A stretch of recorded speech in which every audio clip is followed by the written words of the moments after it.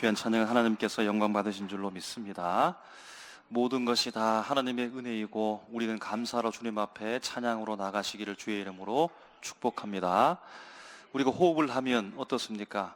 내 호흡기관이 좋다, 내 폐가 좋다, 내 심장이 좋다, 튼튼하다 이렇게 고백하기보다는 주님께서 내게 튼튼한 심장을 주셨다, 주님께서 내게 건강한 호흡기를 주셨다라고 고백하시기를 주의 이름으로 축복합니다.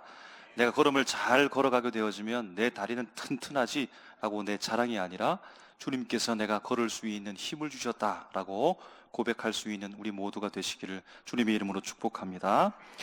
이런 맥주 감사 주일은 그러한 날인 줄로 믿습니다. 지난날의 삶, 6개월 동안의 삶이 내 힘으로, 내 능력으로, 내가 가진 것으로 내가 할 수 있는 모든 계산과 방법을 통해서 명철한, 명석한 두뇌를 가지고서 6개월 동안 나 잘 살아왔다, 나 잘 살아왔습니다라고 내 자신을 증거하고 자랑하는 시간이 아니라 돌아보니까 다 하나님의 은혜였습니다. 반년의 시간을 보내면서 돌아보니까 내가 거둔 것, 수확한 것, 혹은 실패한 것, 그럼에도 불구하고 이 자리에 있게 된 모든 원인이, 그 원인자가 하나님입니다라고 고백하는 시간이 바로 이 예배의 자리며 특별히 맥주 감사 주일인 줄로 믿습니다. 여러분, 그래서 늘 감사하고 계시고 늘 예배하고 계시지만 특별히 지난날의 삶들을 잘 돌아보시고, 이런 과거를 잘 기억하고 돌아보아야 우리에게 남은 6개월도 잘 살아갈 수 있다는 사실을 우리가 잘 알고 있듯이 맥주 감사 주일을 그냥 보내는 하루가 되지 말고 지난날의 6개월들을 깊이 있게 생각하고 기도하면서 은혜 가운데 보냈으면 좋겠습니다. 오늘 그런 의미 속에서도 오늘 말씀을 대하면 좋겠습니다. 갈라디아서 6장 우리가 읽은 1절부터 5절 말씀을까지 읽으니까 여러분 조금 더 읽어보면 그렇습니다. 말씀은 참 좋고 좋은 말씀으로 내게 다가오는데 이 말씀들이 하나로 연결되기가 좀 이상하다 싶을 정도로 독립적인 한 절 한 절 말씀으로 다가오는 것을 경험하게 될 겁니다. 조각조각 각각의 말씀으로 우리가 접하고 있다는 겁니다. 범죄한 형제들이 어떻게 되는지, 그들을 어떻게 대해야 되는지의 말씀을 하면서 너희가 서로 짐을 지라 이렇게 말하기도 하고, 그래서 그렇게 하는 것이 그리스도의 법을 성취하는 것이다 라고 말씀하면서 갑자기 또 교만에 대해서 이야기하기도 하고, 그러면서 이번에는 첫 번째 서로 짐을 지라 라고 말했는데 이제 마지막에는 각자 짐을 지라 라고 이렇게 이야기하니까 전체적인 흐름이 잘 다가오지 않을 수 있다는 겁니다. 이유는 무엇일까요? 한 가지 알게 되는 것은 무엇일까요? 각각 격언의 말씀은 아니라는 겁니다. 속담처럼 혹은 잠언처럼 우리가 한 구절만 읽어서도 그 구절 속에 모든 의미가 담긴 말씀이라기보다는 조각조각이 아니라 퍼즐처럼 전체가 다 연결되어져 있다는 겁니다. 그러니까 1절부터 5절까지만 읽으니까 한 퍼즐, 한 조각만 우리가 읽게 되어지니까 전체 내용이 우리 머릿속에 잘 들어오지 않을 수도 있다는 겁니다. 그러므로 갈라디아서 말씀 전체 맥락을 바라보면서 우리가 말씀을 보아야겠습니다. 갈라디아서 편지를 쓰는 그 쓰는 자의 마음이 어떠하였고 어떤 의도였으며 어떤 상황 속에서 이 편지를 기록했고, 이 말씀 편지를 받는 갈라디아 사람들은 그들의 주어진 상황이 어떠했고 이 말씀을 어떤 태도로 받았는지에 대해서 우리가 조금 귀를 열고 눈을 열고 살펴보게 되어질 때 지금 내 상황에, 지금 내 삶의 배경에, 지금 나 한 사람 개인에게 주님께서 주시는 말씀이 보다 더 선명하게 오게 된다라는 겁니다. 오늘 말씀의 배경은 그리 멀리 있지 않습니다. 바로 위에 5장 말씀으로부터 연결되어지는데요, 우리에게 참으로 익숙한 말씀입니다. 갈라디아서 5장 22절, 23절 외울 정도인데요, 우리 한번 다 같이 말씀을 읽어보도록 하겠습니다. 시작. 오직 성령의 열매는 사랑과 희락과 화평과 오래 참음과 자비와 양성과 충성과 온유와 절제니 이 같은 것을 금지할 법이 없느니라. 아멘. 여러분 아멘이십니까? 이런 열매가 우리 삶 가운데 주렁주렁 많이 열매 맺기를 주님의 이름으로 축복합니다. 바울은 당부하고 단호하게 말하는 겁니다. 말씀 그냥 이해하는 것, 성경 지식 수준만으로 그쳐서는 안 된다는 겁니다. 여러분, 우리가 오후에 성경 퀴즈 대하면서 누가 지식을 많이 쌓았나, 물론 그 내기를 하고 퀴즈 대결을 하겠지만, 우리가 그 말씀을 읽으면서 지식을 쌓으면서 우리가 경험하게 되어죠. 지식이 지식만으로 멈춰 있는 것이 아니라 내 삶을 움직인다는 사실이요. 그와 같이 하나님의 말씀으로 성령을 받은 자는 그 속에 성령이 들어가서 그의 심령과 싸우기도 하고 다투기도 하고 하나님의 의를 창출해내며 아름다운 열매를 맺게 되어지는데, 그것이 바로 성령의 열매, 내 속에서 맺어지게 된다라는 겁니다. 그것을 통하여서 하나님께서 그 삶의 열매를 통해 어떻게 살아갈 것을 이제 이어지는 말씀에 말하고 있는데요. 5장 25절 말씀도 우리 함께 읽었으면 좋겠습니다. 시작.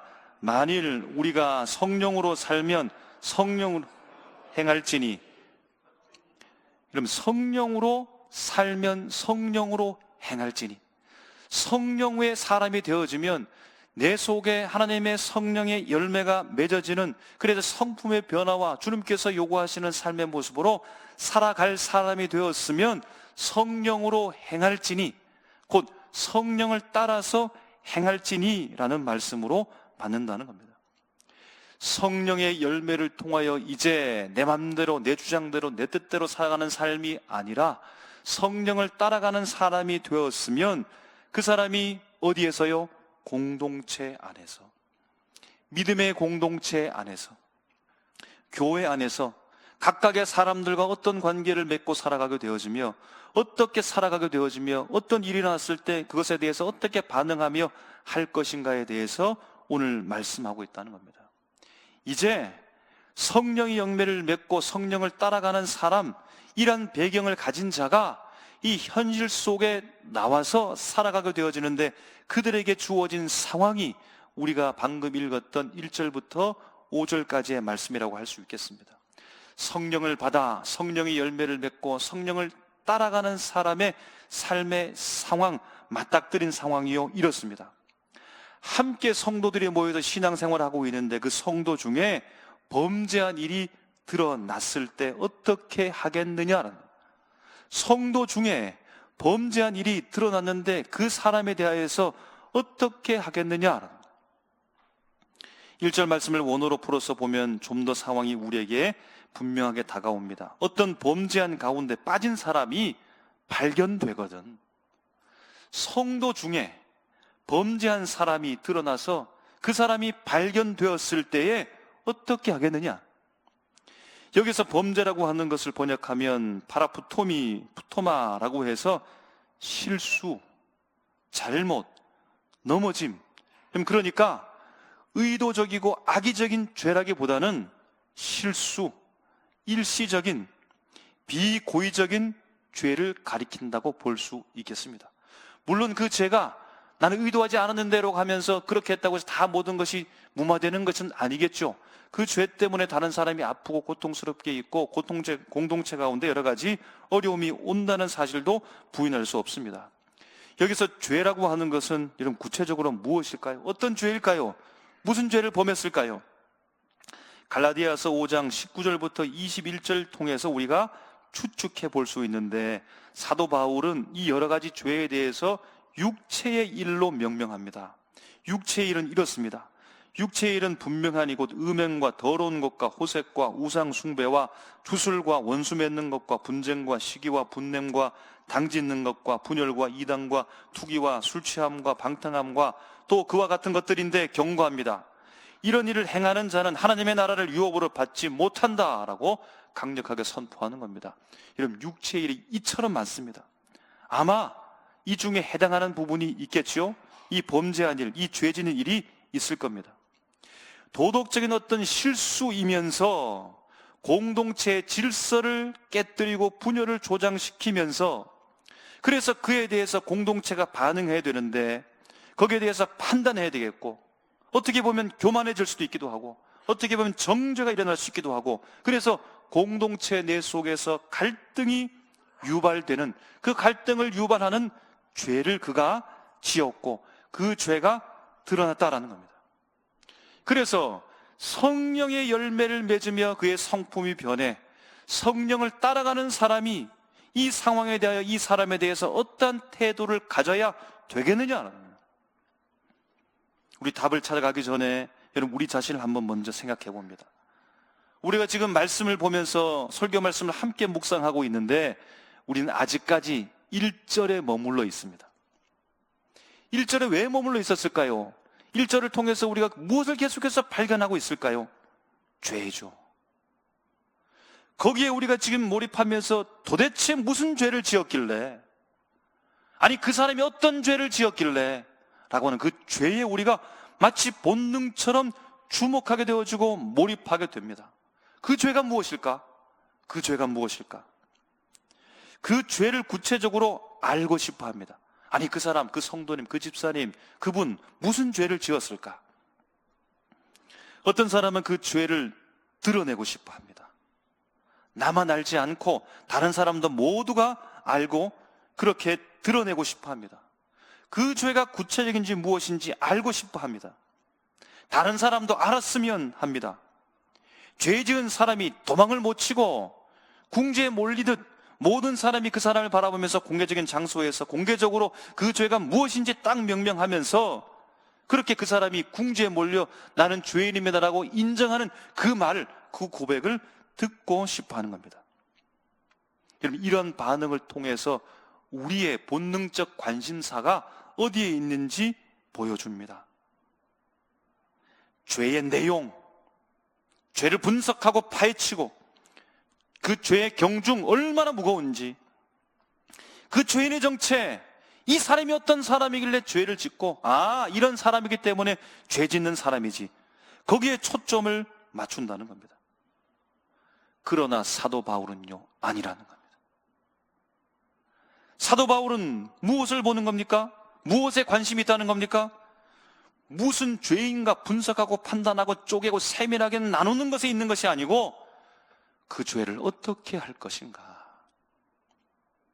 그 죄를 어떻게 할 것인가, 그 사람을 어떻게 할 것인가, 그 범죄한 사람을 어떻게 하면 좋을까, 거기에 관심을 가지고 있다는 겁니다. 그럼 이 중요한 사역을 지금 누가 하라는 겁니까? 이 중요한 사역을 멀리 떨어진 사도 바울이 갈라디아 교인들을 향하여서 지금 누가 하라는 겁니까? 성령을 받아 성령의 열매가 맺혀 그의 성품이 변하여 이제는 세상적으로 따라가거나 인간적으로 판단하는 사람이 아니라 하나님 앞에서 성령을 따라가고 있는 그 사람, 성품이 변하여 사람이 변하여 이제는 주님과 동행하고 주님과 함께 일평생 간다라고 내적의 확신과 주변의 모든 사람들에게 공언한 그 사람들, 죄에 빠져 죄 가운데 있는 그 형제가 이제 위로 다 드러나 모든 사람이 다 보는 그 상황 속에서 이 죄를 어떻게 할 것인가, 이 사람을 어떻게 내가 책임 있게 바라볼 것인가를 오늘 말씀하고 있다라는 겁니다. 솔직한 우리 속내를 들여다보면 여러분 어떠합니까? 우리 안에 여전히 무슨 죄일까 호기심 있습니까? 그 죄를 밝혀내야 되는데 충동이 여러분 올라옵니까?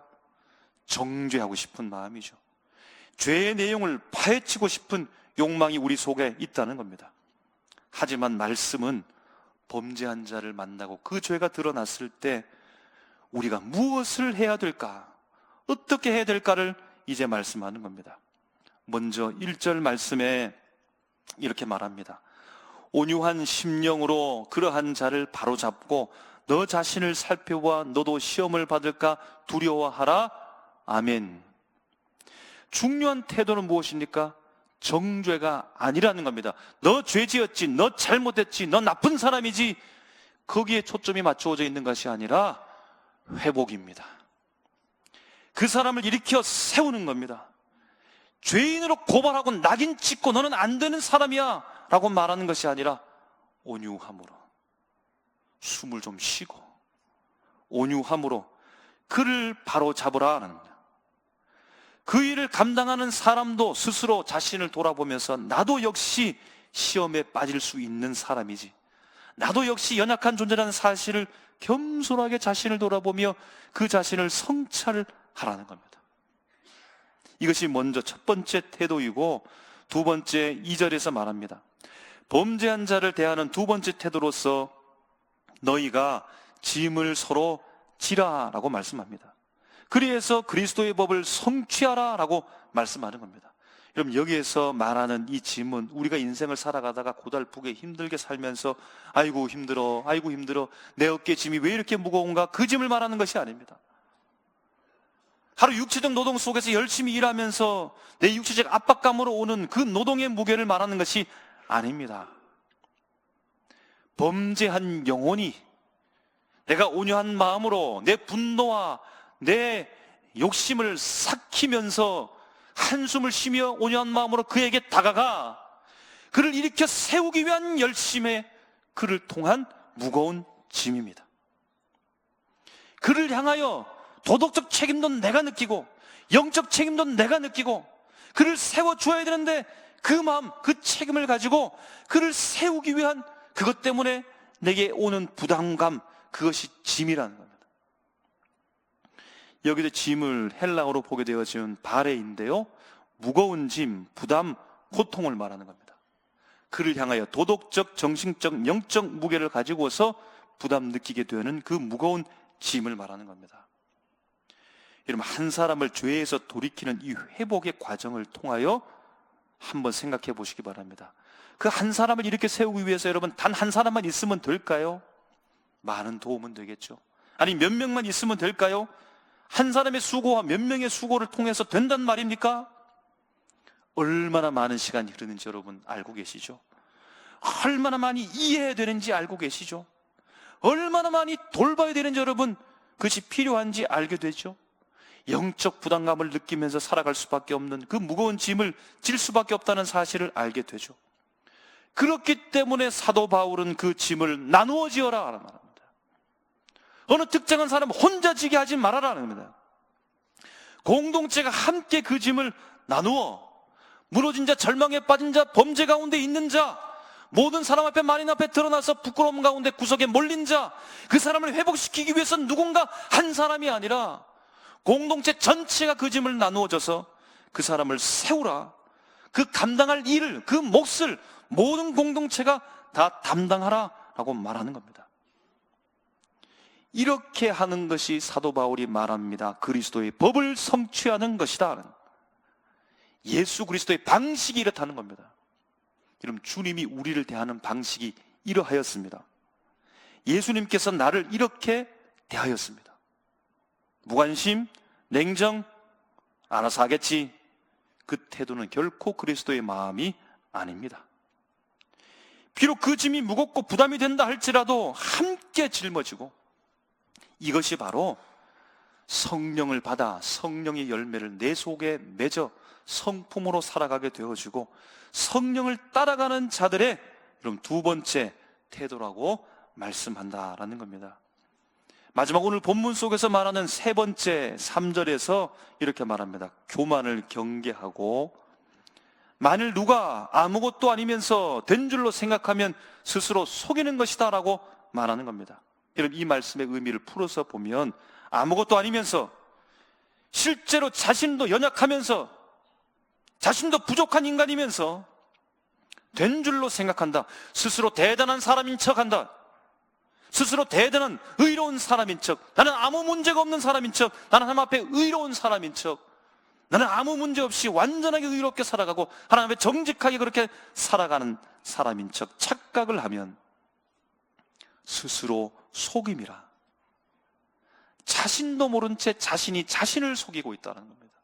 내가 어느 위치에 알지도 못한 채, 내가 어떤 사람으로 살아가는지도 모르는 채 스스로 속고 속이며 그렇게 착각하며 살아가는 겁니다. 여러분, 이런 사람은 지금 죄에 빠져 모든 사람이 알게 되어주고 그 사람을 이렇게 세우고 하나님의 의로운 사람, 성령의 사람으로 세우기 위해서 모든 사람이 짐을 지고 있는데 나는 그 짐을 지지 않겠다라고 하는 사람입니다. 나는 저 사람처럼 넘어지지 않았잖아. 저 사람이 넘어졌으니까 자기가 책임져야지. 아니, 가까운 사람, 친한 사람 그동안 뭐 했냐고, 당신이 책임지라고, 내가 왜 그 부담을 져야 되냐고 말하는 사람입니다. 바울은 이렇게 말하는 사람에 대해서 단호하게 오늘 말씀을 풀어 말하면 너 자신도 아무것도 아닌 존재임을 알아라. 너 역시 죄에 빠질 수 있고 똑같이 연약하다.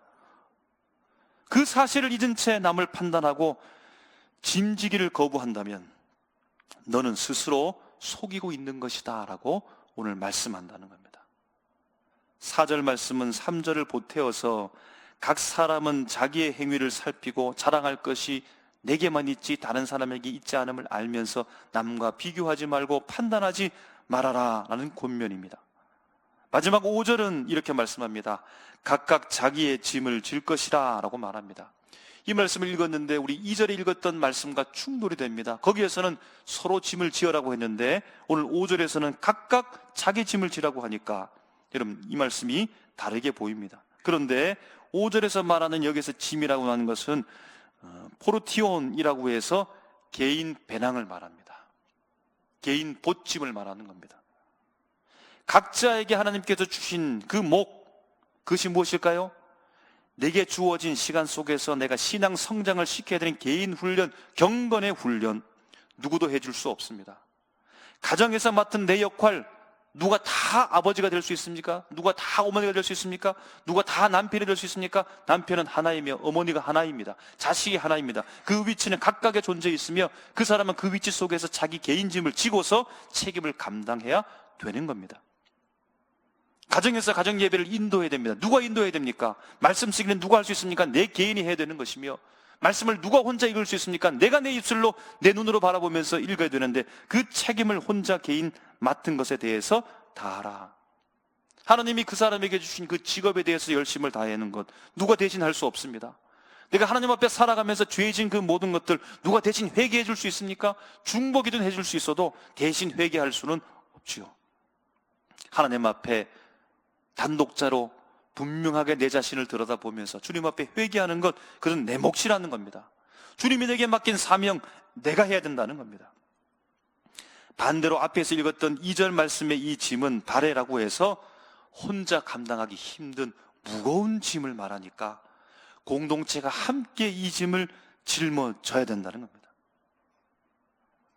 내게 맡겨진 책임까지 다른 사람에게 떠넘길 수 없으며 내가 져야 될 짐은 각자가 지라는 말씀.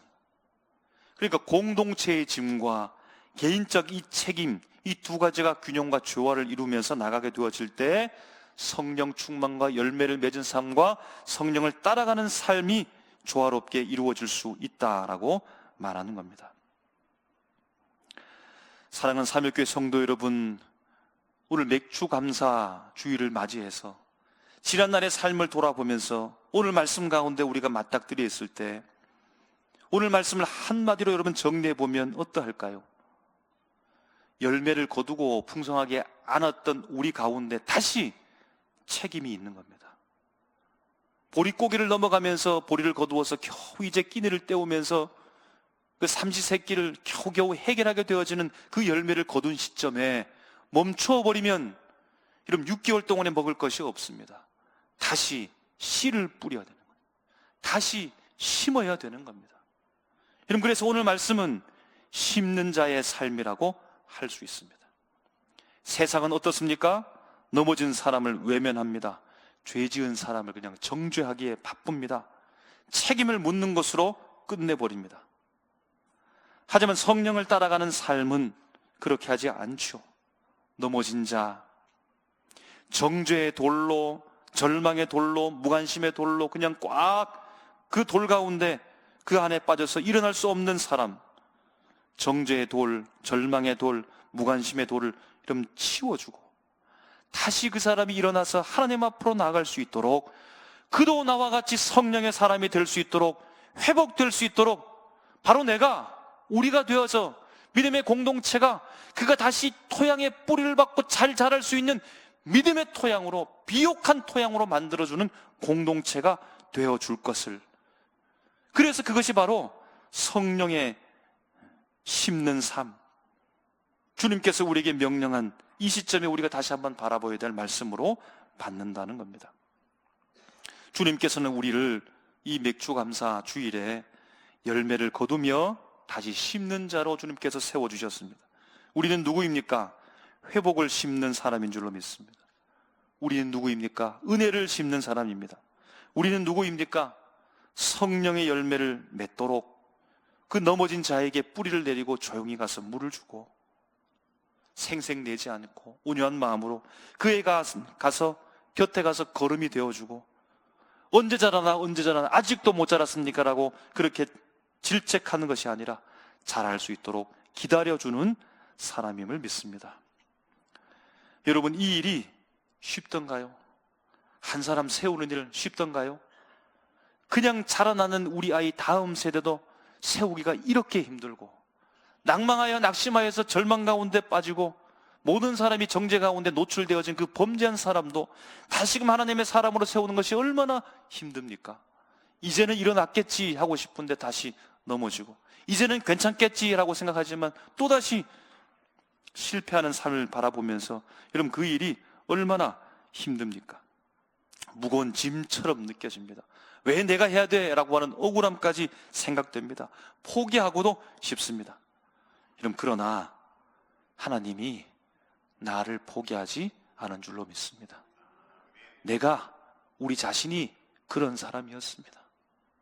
저 바깥으로 나가서 함께하지 못하고 외롭고 고통 속에 있으면서 절망한 죄 가운데 빠져 있으면서 그렇게 이 태양빛 가운데 나가서 메말라서 죽을 수밖에 없었던 영혼인데 하나님께서 나를 포기하지 않으셔서 나를 인도해 주셔서 우리가 이렇게 주님 앞에서 나와서 예배드리는 줄로 믿습니다.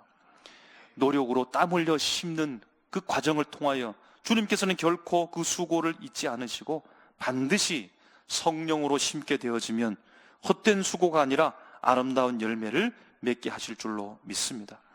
그러므로 사랑하는 성도 여러분, 아프게 던질 돌을 들고서 내가 누군가에 던지겠다, 저 사람은 잘못했으니까 내 돌을 맞아야지 라고 하면서 그 돌을 들지 말고 내가 판단해야지, 내가 결정해야 되지, 내가 바라봐야 되지, 내가 모든 걸 선택해야 되지 라고 하는 그 교만의 돌을 다 내려놓고 믿음의 손으로 작은 씨앗 하나를 들고 메말라가는 그 영혼 한 사람을 붙잡고 내가 토양이 되어줘서 그에게 물을 주고 그래서 그 사람이 회복하고 마침내 일어날 수 있도록 눈물로 씨앗을 심는 자들이 되어져서 하나님의 놀라운 성령의 은혜, 그 놀라운 축복의 열매를 거둘 수 있는 우리 모두가 되시기를 주님의 이름으로 축복합니다.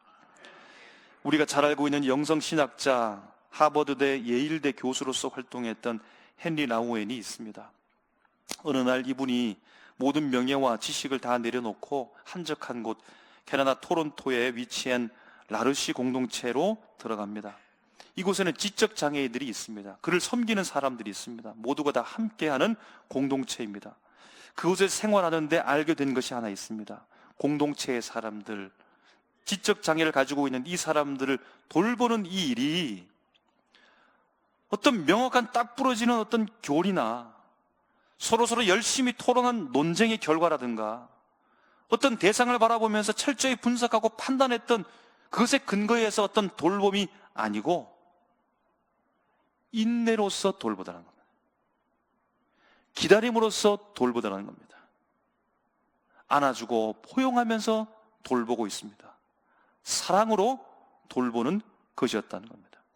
함께함으로 그들의 불편한 지체와 불편한 이 생활을 같이 짐을 짊어주는 삶 통하여서 그들을 회복시키는 일들이 일어나는 겁니다. 이런 경험을 통해서 그는 그의 글에서 이렇게 고백합니다. 그들은 나를 교수로 대해주지 않았습니다. 그저 한 사람의 상처 입은 존재로 받아주었고 나도 그들과 함께 상처 입은 치유자가 되어 갔습니다.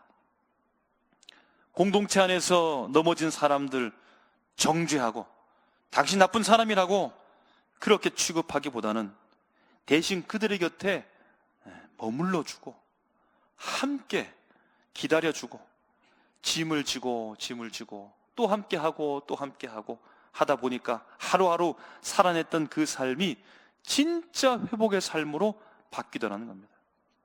하나님의 성령의 열매가 맺히는 삶으로 바뀌게 되더라라는 겁니다. 사랑하는 삼일교회 성도 여러분, 오늘은 맥주 감사 주일입니다. 지난날의 삶을 돌아보십시오. 누가 심었습니까? 누가 심었습니까? 누가 인도했습니까? 누가 물을 주었습니까? 누가 걸음이 되었습니까?